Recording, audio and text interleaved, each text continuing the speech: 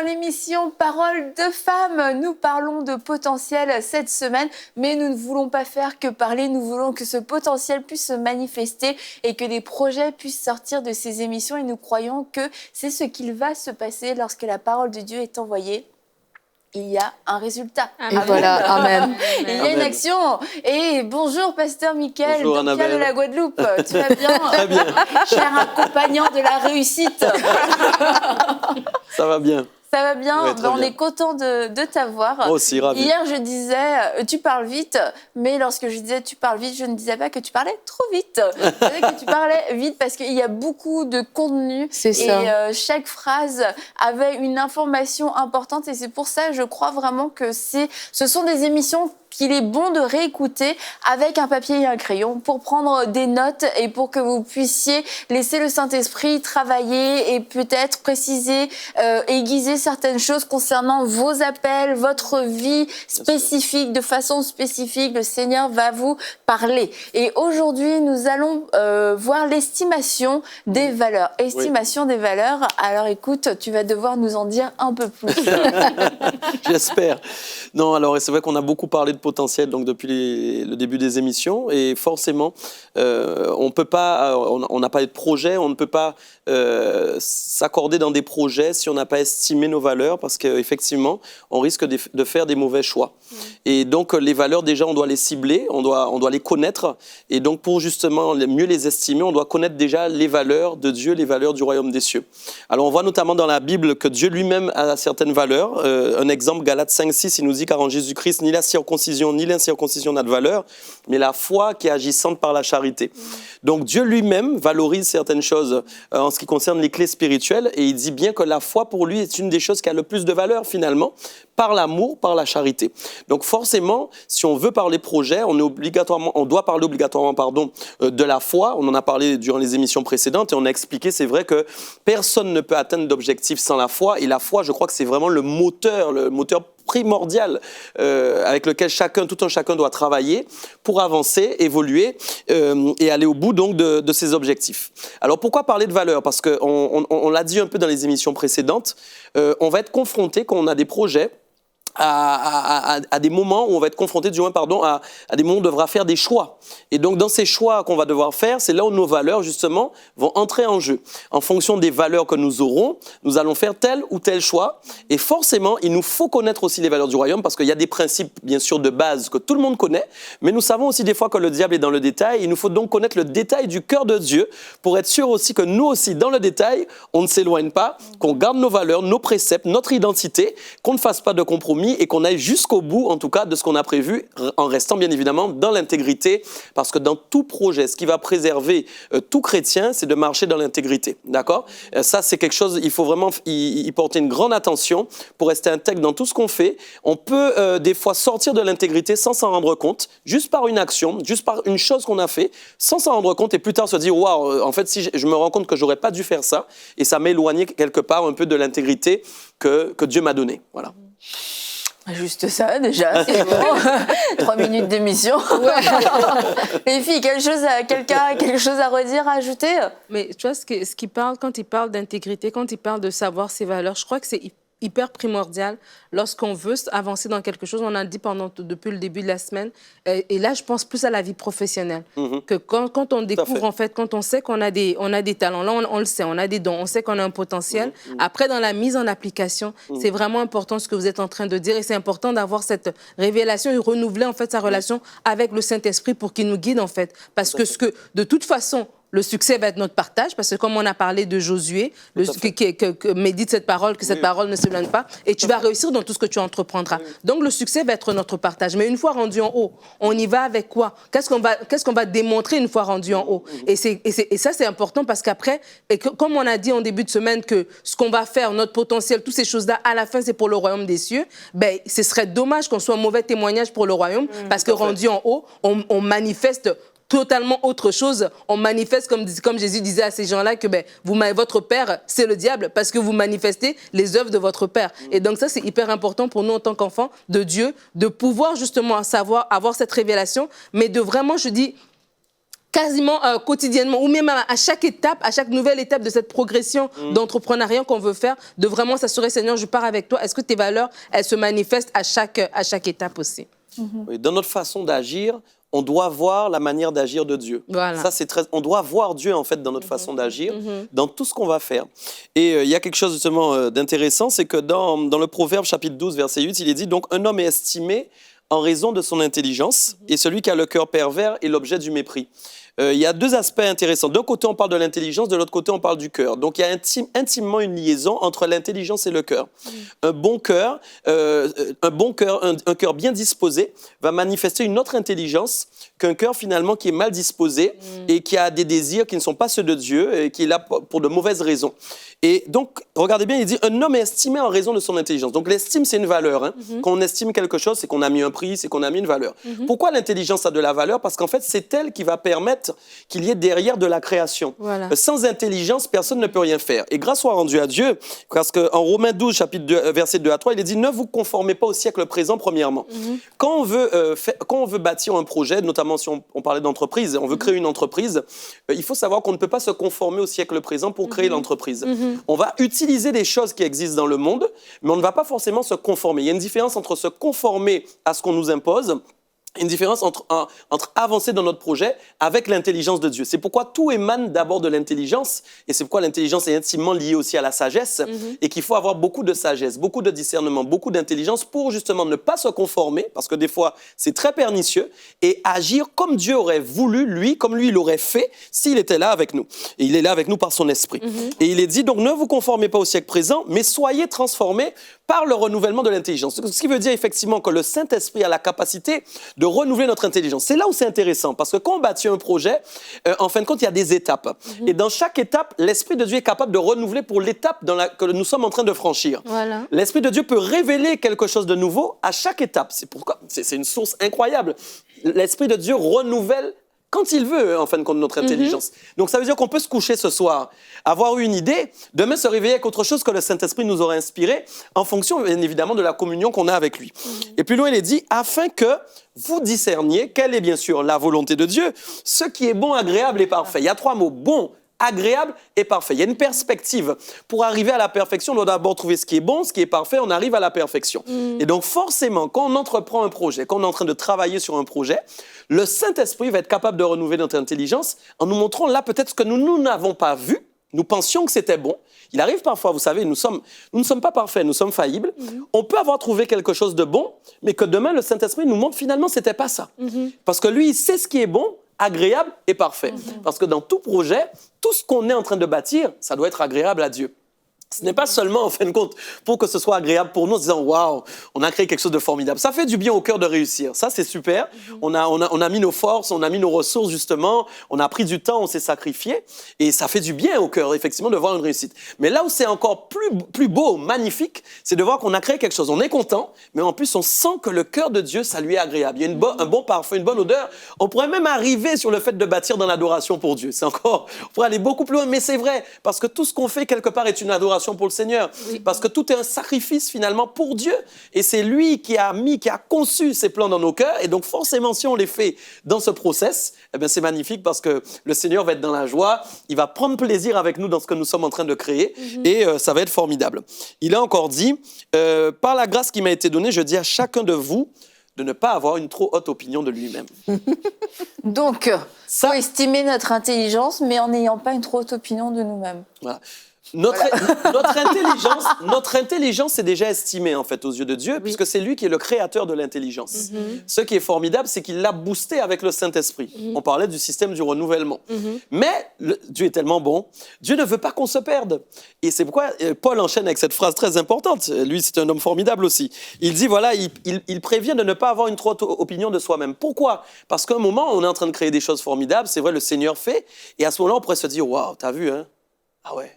T'es devenu quelqu'un maintenant. Et c'est vrai, des projets florissants, des choses qui réussissent, personne n'est à l'abri.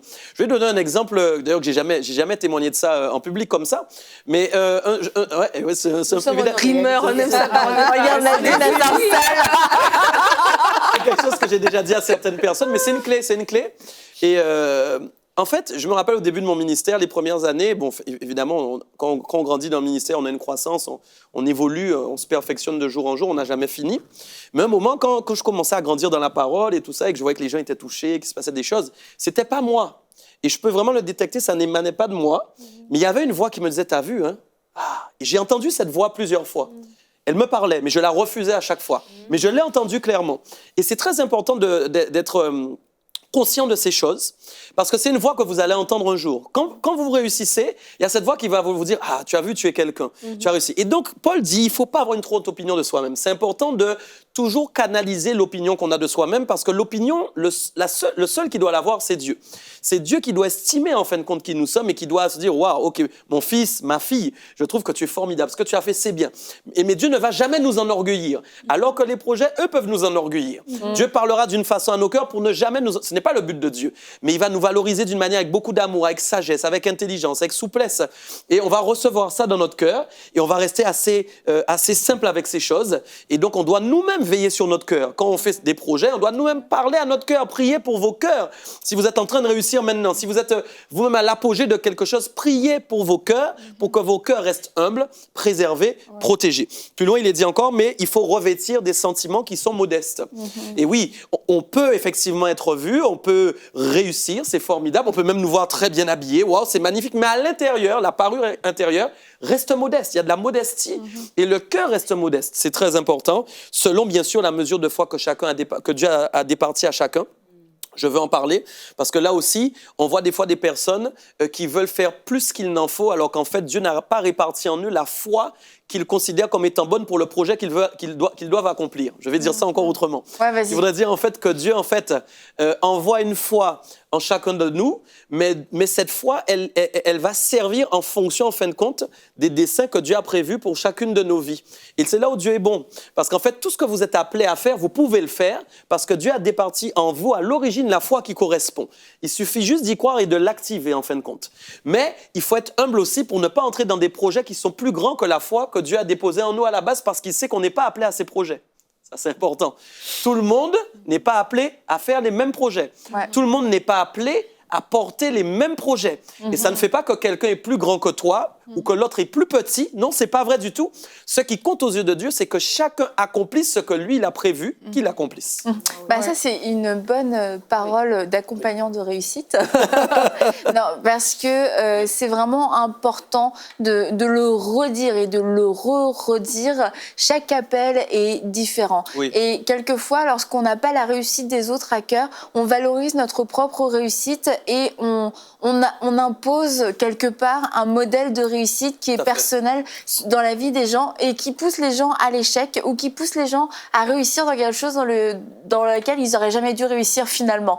Et c'est vraiment important de le redire aujourd'hui. Il y a plein de choses bonnes à faire, mais il y a des choses qui sont parfaites pour nos vies, qui sont rattachées à nos vies, à notre foi, à nos talents, qui sont rattachées aux bonnes actions que Dieu a préparées d'avance pour que nous puissions les pratiquer. Et si nous-mêmes, on a déjà réussi quelque part, soyons vigilants lorsqu'on veut communiquer cette réussite à ne pas imposer notre réussite et notre modèle, notre domaine de réussite comme étant la réussite suprême. Il y a des clés, comme tu l'as vraiment bien transmis depuis le début de la semaine, il y a des clés, il y a des principes, mais elles se déclinent de façon personnelle et individuelle dans les vies. Et je pense qu'une des premières choses, mais comme tu en as parlé, c'est vraiment d'estimer l'appel. Et si l'appel de Dieu, on l'estime d'une grande valeur, on va chercher à l'accomplir et on ne cherchera pas à accomplir le plan d'un autre ou d'une autre parce qu'on saura que c'est précieux en fait. Oui. Et ça aussi, c'est renouveler son intelligence. Oui, tout à fait. Parce qu'effectivement, ce n'est pas toujours le schéma qu'on a. On a ce schéma, on a tendance à généraliser les choses. Mais moi, je crois que justement, quand on ouvre son cœur à l'intelligence, c'est là où Dieu... Mais il nous dépose ses façons de penser aussi. Parce que quand Dieu travaille avec nous, parfois on ne voit que le projet, on ne voit que l'entrepreneuriat. Mais Dieu, il voit tellement plus grand que ça. Il voit... quand on travaille avec Dieu, en tout cas, on se développe. C'est pas qu'un côté de nous va rester en bas et puis d'autres côtés vont fleurir, mais on se développe vraiment et Dieu, il développe notre cœur, il développe notre intelligence, il développe tout notre être, en fait, pour qu'on puisse répondre aux projets pour lequel qui nous a confié en fait. Et dans quand on ouvre notre cœur pour être développé, parce qu'on n'aime pas parfois prendre le côté développement personnel pour accomplir le projet, mais on veut le projet, waouh. Mais il faut qu'on ouvre notre cœur justement pour accomplir le projet, et c'est là où notre cœur peut aussi être renouvelé. Et c'est là où on va commencer à avoir, en fait, j'ai pas besoin de me comparer à la personne à côté de moi parce que c'est pas son appel. Moi, je suis dans ma destinée à moi. J'ai pas besoin de telle chose ou de telle autre, mais c'est aussi ça le renouvellement de l'intelligence que Dieu fait en nous, en fait. Mais Dieu, il touche plusieurs choses. Il ne se limite pas au projet comme en lui-même, mais il va nous toucher, nous. Il va toucher notre perception de la vie, la façon dont on peut analyser les situations, mais tout ça va concourir à ce que ce projet, justement, soit réalisé. Tout à fait. Oui. Et d'ailleurs, je suis en pleine écriture d'un livre en ce moment, et il y a quelque chose que oui, scoop sur scoop. Justement sur le potentiel. Justement. Ah bah tiens, ça tombe bien. Ça tombe bien. Et il y a quelque chose que j'ai écrit, je vais juste en parler, c'est la définition finalement de la vraie réussite. Et la pensée de l'esprit que j'avais, c'est réussir en fait son identité. En réalité, quelqu'un qui échoue dans son identité, quels que soient les projets qu'il aura réalisés, il est en échec. Et je crois que la vraie réussite par rapport à ce que tu disais, et c'est là où on revient sur l'identité créationnelle, puisque dans l'identité créationnelle, il y a l'ADN que Dieu a donné à chacun. Bien sûr, l'ADN de Dieu, ça c'est sûr, mais ensuite l'ADN par rapport à tout ce que chacun va devoir réaliser. Et donc, si chacun trouve son identité en Christ, ce à quoi il est réellement appelé, sa carte d'identité à lui. Alors, il y a d'abord la carte d'identité du royaume des cieux, mais ensuite, on a la carte d'identité de ce à quoi on est appelé à faire, ce que Dieu a écrit sur notre vie, notre histoire, est déjà écrite par le Seigneur, en fin de compte. Et c'est à nous, en fin de compte, de la faire vivre, de la faire libre à ceux qui la verront. Et donc, il est important d'être sûr de son identité pour pouvoir, justement, évoluer, être épanoui, voilà. Moi, je dis, l'épanouissement ne vient pas. On prenait l'exemple de l'hôtel 4 étoiles dans les émissions précédentes. Oui, d'accord, la personne va réussir, elle va voir l'hôtel, elle va le regarder. Mais ça va être passager. C'est une joie qui va être passagère. Quel que soit ce qu'on conçoit sur la terre, on sait très bien que c'est passager. Demain, on aspirera déjà à autre chose parce que tout passe très vite. Mais il y a une chose qui ne va pas passer, c'est en fin de compte l'identité que Dieu nous a donnée, ce à quoi il nous a appelés, et que quand on partira, on aura l'impression qu'on a accompli la tâche à laquelle on était appelé. Ça, c'est important. Beaucoup de gens meurent, ou bien 2 jours avant leur mort, ils se disent « Wow, c'est ce que j'aurais dû faire ». Et ça, c'est d'une tristesse, c'est horrible. Et ce n'est pas ce qu'on souhaite à nos téléspectateurs aujourd'hui. Pas du tout. On veut vraiment qu'ils entrent dans leur destinée, et on veut vraiment que ce livre que Dieu a écrit sur leur vie puisse se manifester, et qu'ils soient eux-mêmes, comme on dit, les écrivains de leur histoire. Amen. Amen. Et chaque histoire est différente. Hein? Oui. Tu as fait référence, Aurélie, à la comparaison. Et je pense vraiment que c'est quelque chose qu'il faut faire vraiment attention quand on relâche notre plein potentiel. C'est justement, qu'est-ce qui a fonctionné pour quelqu'un d'autre. Oui. Moi, j'ai reçu, vous parlez de l'ADN, moi, j'ai reçu un mandat spécial avec l'ADN de Christ. Ça ne veut pas dire que ce qui a fonctionné pour quelqu'un d'autre va être exactement le modèle à reproduire pour moi-même. Et c'est donc, ça revient à ce que vous dites depuis le début de la semaine. C'est vraiment d'avoir cette relation avec le Saint-Esprit pour vraiment connaître chaque étape, pour être certain de marcher justement avec intégrité selon les instructions, mais tout en respectant vraiment comme ma propre identité et de ne pas essayer d'imiter quelqu'un parce que eux ont réussi ou mettons si je suis pasteur d'une église, eux ils ont fait tel projet et ça a apporté une croissance exponentielle et donc moi forcément ça ne veut pas dire qu'à mon église je vais reproduire exactement ce même projet parce que géographiquement mon église est dans un autre endroit parce que j'ai des gens différents dans mon église. Bon, bref, ça peut fonctionner pour le ministère comme ça peut fonctionner pour un projet d'entrepreneuriat ou juste pour ma personne. Donc, vraiment, c'est tellement important, justement, d'être renouvelé par l'intelligence que Dieu me donne pour savoir exactement ce dans quoi je dois marcher et ne surtout pas entrer. Vraiment, la comparaison, ça tue le potentiel. Moi, je pense qu'il y a tellement de gens qui n'entrent pas dans leur destinée à cause qu'ils se sont comparés. Oui, tout à fait, tout à fait. Moi, une personne qui m'inspire, c'est l'apôtre Paul. Oui. Je me dis, cette personne-là, lui, il a compris exactement ce dont tu es en train de parler. Tu vois, il avait son potentiel, il avait toutes ces choses qu'il faisait déjà avant, tu vois. Il a eu une rencontre avec Jésus qui était tellement profonde, ça l'a totalement changé. Après ça, il a fait son ministère. Il ne s'est pas comparé à Jacques, à Paul, à Pierre, pardon, à Thomas, à toutes ces personnes qui étaient là avant lui. Il a compris ce à quoi Dieu l'a appelé à faire. Il est allé, mais partout. Et quand lui, je crois que quand il est rentré dans l'éternité, ben c'est bon. Ouais, il avait complètement, complètement rentré dans ce qu'il devait faire, sans se comparer aux autres, sans revenir dans son passé, en comprenant que son passé était son passé. Ces choses ont concouru à l'aider. Je veux dire, il a une profondeur aussi, parce que c'était justement quelqu'un qui était vraiment versé dans la loi. Donc, quand il a compris ce que Christ avait fait à la croix, il a pu l'expliquer de façon tellement profonde. On lit encore ses épîtres aujourd'hui, mais c'est vraiment un exemple clair de quelqu'un que lorsqu'il y a un avant et un après, sa rencontre avec Christ. Et je crois qu'on écoute les émissions, et peut-être, mesdames, messieurs, vous écoutez. Mais vous avez parlé de l'ADN de Dieu, et c'est important de comprendre que dans mes projets, j'y vais pas avec mon propre intellect. Je dois avoir cette rencontre avec Dieu. Je dois avoir cette identité de Christ, qui je suis. Qu'est-ce que Christ dit de moi? Qu'est-ce que Christ a fait pour moi à la croix? Et c'est là que ça va même, je crois, même purifier même tous mes projets, toutes ces choses-là, parce que c'est plus des projets que j'ai portés par moi-même ou que j'ai manufacturé, je veux dire, par moi-même. C'est vraiment les projets de Dieu qui sont juste en moi. Je suis cet instrument que Dieu a mis ses projets. Et quand je rentrerai dans la gloire, ben, il pourrait dire bon et fidèle serviteur. Amen, amen. Et d'ailleurs, pendant que tu parlais aussi, il y a une pensée qui m'est venue, je ne veux pas la perdre parce que j'ai entendu dans mon esprit, et ça concerne quelqu'un qui nous regarde. Tu as un projet d'entreprise et tu ne sais pas où l'installer. Et le Seigneur te dit d'estimer le territoire où tu veux le mettre. C'est très important. Et le Saint-Esprit va te donner une direction très précise sur le lieu où vraiment tu dois t'installer. Il ne faut pas prendre ça à la légère. Ne pars pas sur les propositions qui arrivent tout de suite, qui te semblent les plus simples, parce que Dieu va t'étonner, en fait. Ça, c'était important. J'avais ça sur mon cœur. Voilà, je voulais le dire. Et ça a fait penser à autre chose aussi à travers tout ce qu'on a partagé. On doit estimer aussi, tu parlais justement tout à l'heure d'église et tout ça. Ça me rappelle un témoignage, moi, quand je suis arrivé en Guadeloupe pour bâtir l'église. Il a fallu, j'ai pas dit dans mon esprit, je dois estimer le lieu où je dois installer l'église, mais ça a de l'importance aussi qu'on estime où on doit faire des choses. Ça, c'est important. Je me rappelle quand je suis arrivé, alors il y a une zone en Guadeloupe où tout le monde va, en fait. Et moi, Dieu m'a dit tout le contraire, en fait. Dieu m'a envoyé dans une zone où personne va. Et je me suis dit, mais c'est bizarre quand même, c'est vraiment là qu'il faut... Vraiment, est-ce vraiment là? Et forcément, même quand je dis aux gens, ouais, notre église est là, à Saint-Claude, puisqu'on est vers la montagne et on n'est pas sur la zone où il y a le plus d'églises, où il y a plus de mouvements, les gens disent, ah bon? Ils sont étonnés. J'ai déjà eu d'ailleurs des gens de passage, je dis, on n'aurait jamais pensé qu'il y a une église là, comme ça. Et voilà. Et Dieu est étonnant. Et quand vous avez un projet, alors que ce soit professionnel, personnel, il faut estimer toutes ces choses-là avec le Seigneur. Pourquoi on peut avoir un très bon projet et mal le placer? J'ai eu une expérience récente avec justement des personnes aussi qui ont mal installé leur projet, pas au bon endroit. Ils ont été obligés de déménager. Ils ont connu des échecs. Les échecs sont bons aussi pour apprendre, on le sait. Mais des fois, on peut éviter certains échecs. Et je pense qu'il faut être vraiment à l'écoute de Dieu et estimer ces choses-là. C'est très, très important. Est-ce que le fait d'estimer ces valeurs, il y en a peut-être...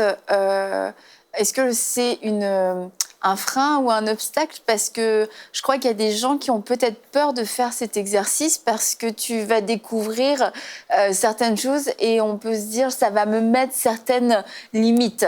Mais est-ce que le fait d'estimer ces valeurs, ça met une limite ou c'est une protection ou même un tremplin?